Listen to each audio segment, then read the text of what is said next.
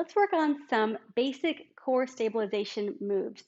These are great for anyone that's really wanting to focus and hone in on the quality of the core, anyone recovering from pregnancy with any rectus separation issues, or anyone that just wants to get a good core stability warm up before doing harder movements. So join me on your back. Find a neutral pelvis so it's neither tucked towards me, it's not arched away, it's just right. And the back of the ribs are pressed firmly against the floor so that I have a nice even alignment from the front hip bones to the ribs. If your head feels like it needs support, just place a small pillow under your head, especially if you feel like you're here or can't get your head on the ground. Those are like folks with like barrel chests or just really stiff necks. That's you. Put something under that head. So exhale, find your core. Let's lift one leg up to tabletop. Breathe again. Find that core a little bit deeper. Add the other leg. Squeeze your inner thighs together. Let's place the hands behind your head. Lengthen the back of your neck and curl the chin down to keep the back of your neck long and to start to find the front of the neck stability muscles. Exhale, curl your chest off the floor. Once you're in this position, we're going to go through a couple of checkpoints to refine and improve your position. So keep squeezing your inner thighs. Exhale, keep sinking your abs in. Inhale, maintain that core strength. Lengthen the back of your neck.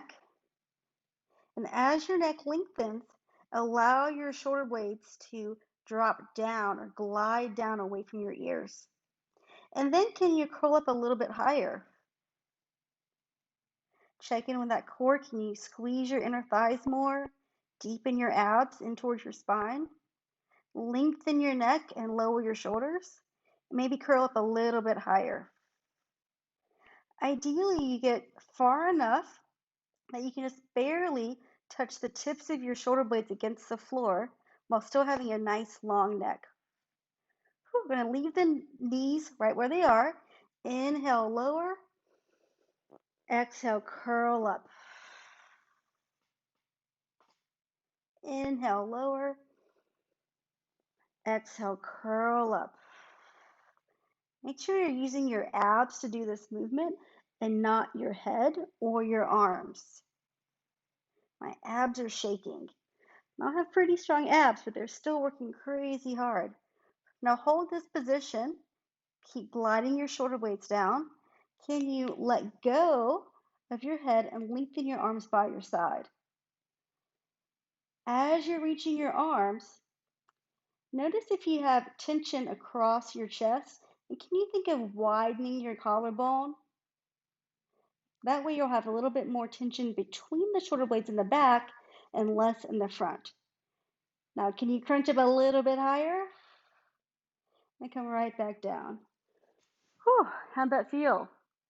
You hopefully feel a lot of work in your upper abs since you were holding your chest up off the ground. And hopefully in your lower abs and inner thighs too to keep that lower half stable. If you feel a lot in your neck, then you may want to keep your head down more often. Just gradually work on that. So let's give you an option if you want to keep your head down. And this applies for much harder exercises too. So I'm going to put the insides of my hands under my hips. I'm just going to kind of walk my thumbs underneath me. So I have my thumbs and pointer fingers tucked under my glutes. All right, so now that my hands are here, it's going to make it really hard for me to arch my back. It's kind of helping me to stay neutral. All right, once your hands are there, go ahead and widen that collarbone again and press your shoulders against the ground. And then let's take those legs up to tabletop. Squeeze your inner thighs together and take a few breaths to help sink your abs in towards your spine.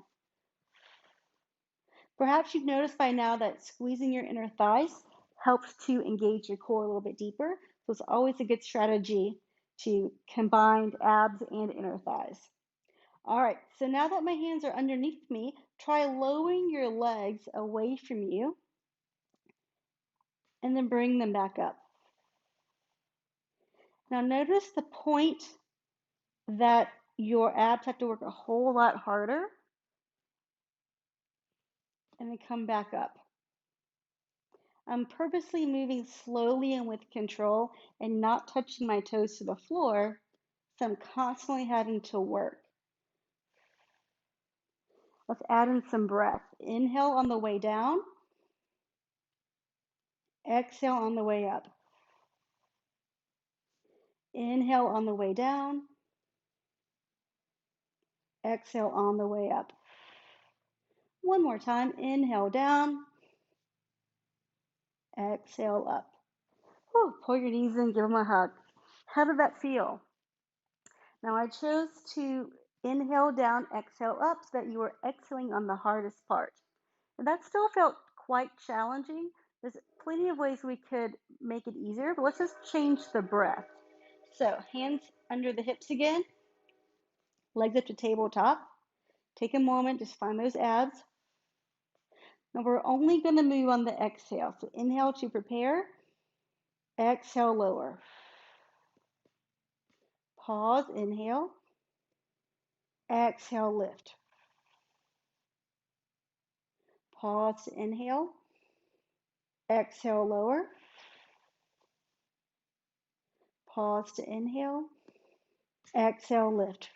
One more time, pause, inhale, exhale, lower.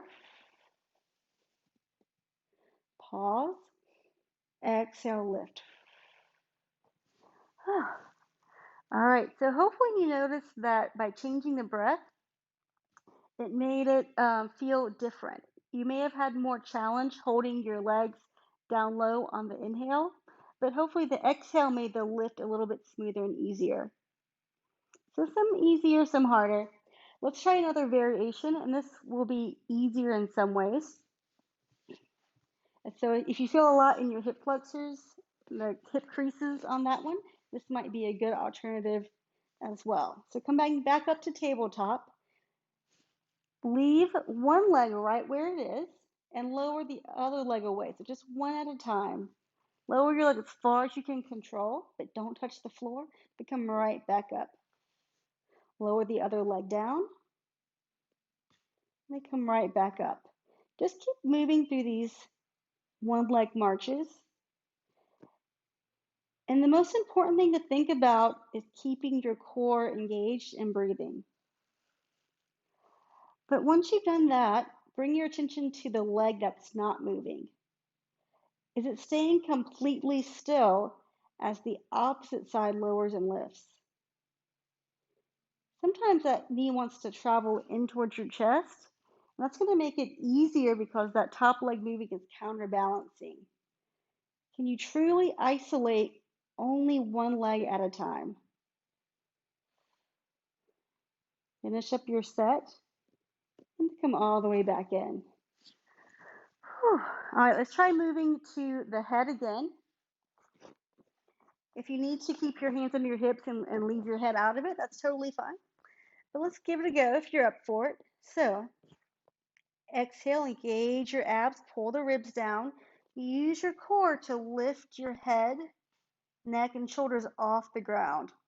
Once you're there, keep lengthening the back of your neck and lengthening the shoulders away from your head.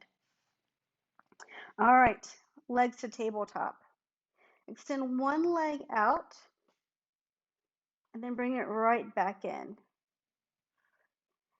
Other leg reaches out and right back in. As long as you're breathing, you're good. Extend your leg out and bring it back in. Notice again if you're able to keep your leg that stays in place completely still, or if it wants to counterbalance. All right, lower your head. One more variation. Curl up. Extend your legs up towards the ceiling.